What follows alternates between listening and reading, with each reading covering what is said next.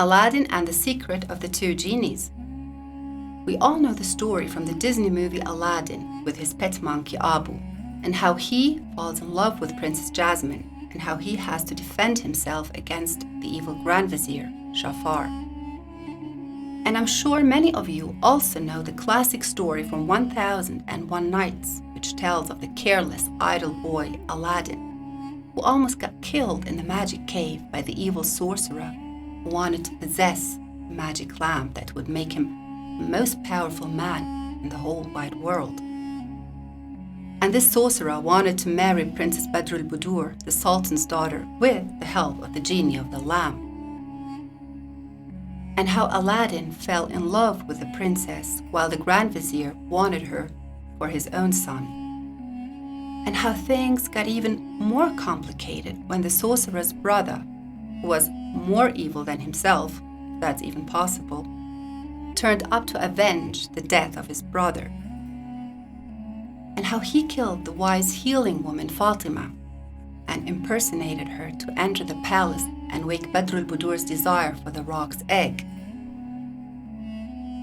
And we're told how Aladdin was warned by the genie of the lamp so that he was eventually able to slay the impostor.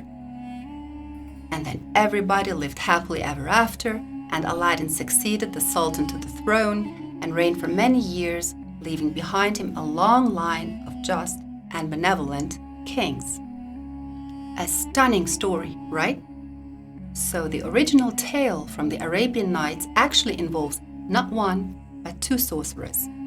But did you know that there also were two powerful genies involved that played a huge role in Aladdin's fate? Now, when the first sorcerer sent Aladdin into the cave, he gave him a magic ring which would protect Aladdin while searching for the lamp. But he forgot to retrieve the ring when leaving Aladdin to his fate. So when Aladdin was left inside the magic cave in misery, he inadvertently rubbed the ring and was saved by the genie of the ring, who got him out safe and sound of the cave. So we actually have two genies at Aladdin's disposal, who would do as he wishes, the genie of the ring and the genie of the lamp. Now let's get back to that part of the story where Aladdin rubbed the lamp and commanded the genie to fetch the roc's egg, whereupon the genie gave such a loud and terrible shriek that the hall shook. We know he was furious and shouted how Aladdin would dare to command him bring the roc's egg, his master, and hang him up in the midst of the dome. And he cried that Aladdin and his wife and the whole palace deserved to be burnt to ashes. But luckily, the genie saw through the sorcerer's ruse and thus knew that Aladdin was innocent. So he spared his life and instead warned him of the impostor whom Aladdin was finally able to slay. So the genie actually warned Aladdin to help him defeat the evil magician. Or did he? But this is exactly where I believe the story took a different turn. Different from what we are told. Oh, by the way, I'm Hannah, and here's a somewhat different narrative of what really happened to the part of the story where Aladdin asked for the roc's egg to be brought by the genie of the lamp.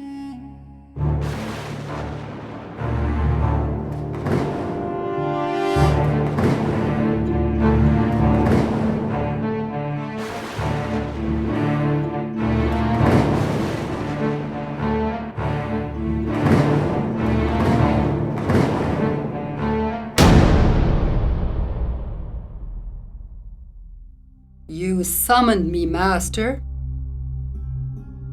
The genie of the lamp stood there with his arms crossed and his eyes as big as saucers.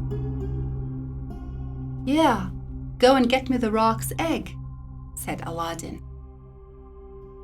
The genie's eyes became even bigger, and Aladdin took a step back. Wretch, cried the genie. His mouth was as big as a cave, and his teeth looked like icicles ready to close down on his prey. Everything I've done for you, wasn't it enough? Do you have to command me to bring my master and hang him up in your palace?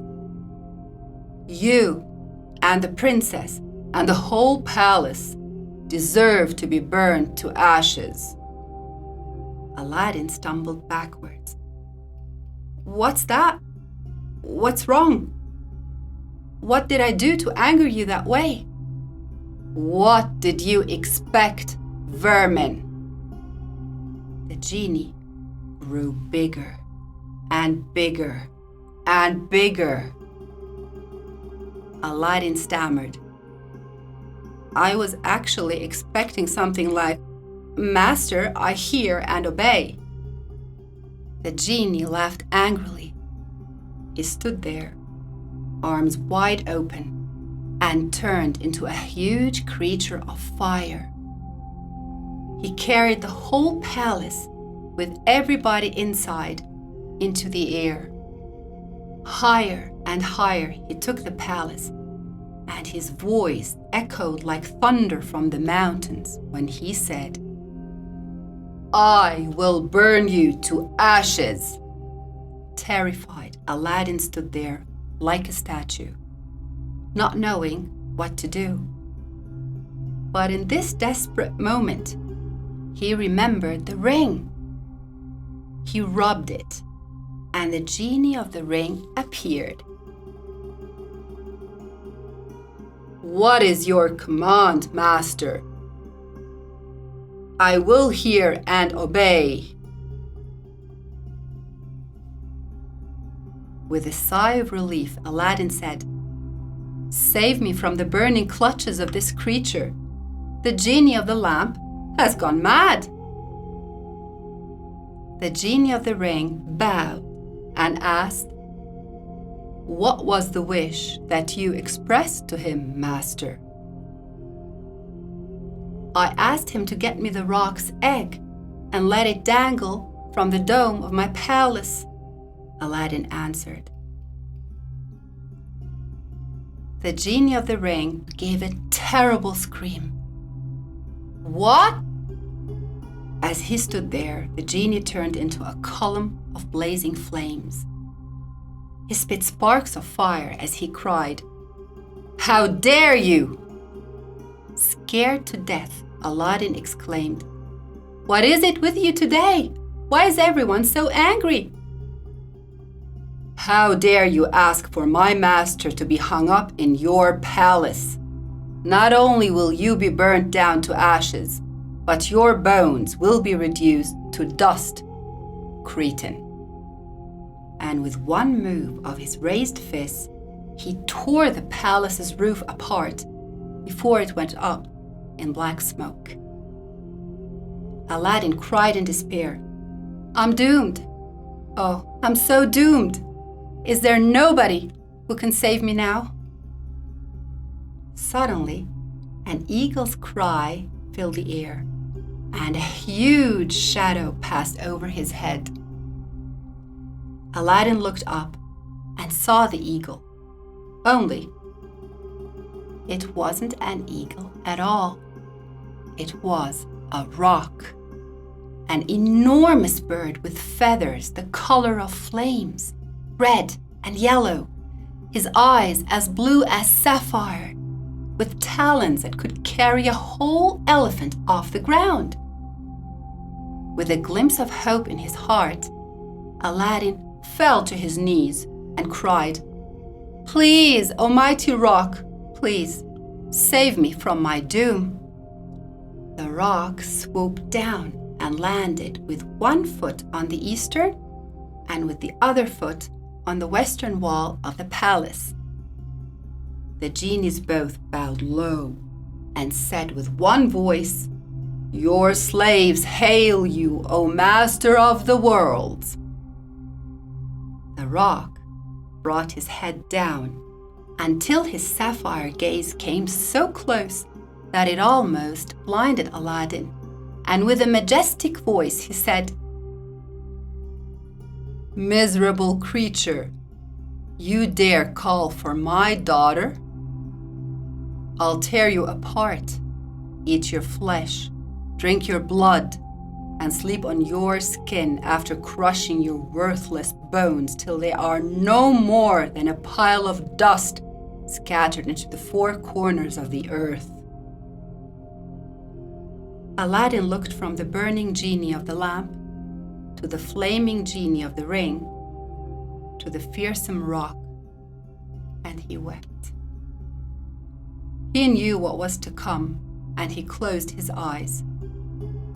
But just then, he heard a soft yet powerful voice saying, "O mighty rock, you are the wisest and kindest of all that live under the sun.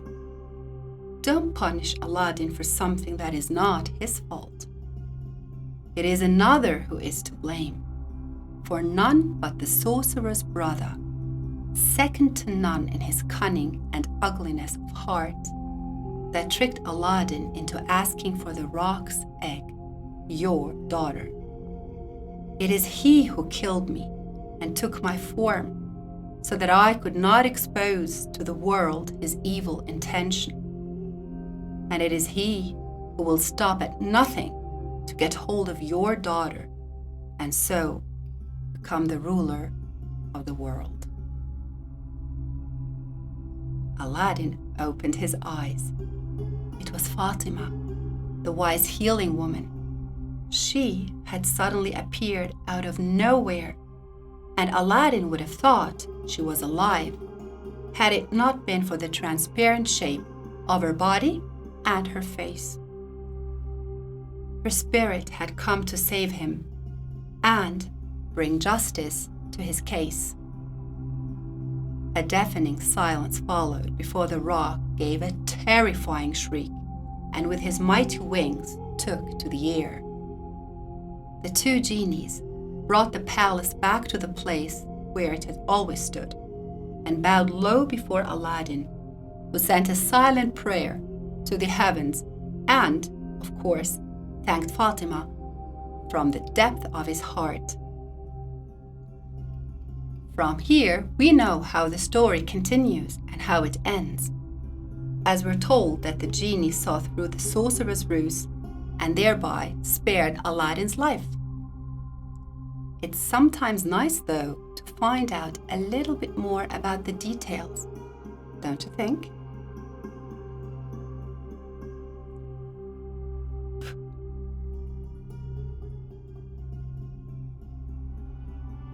So how did you like the story of Aladdin and the Secret of the Two Genies? Always stay updated for my new stories. Subscribe to my channel and hit the bell icon. And if you enjoyed the story, give it a like.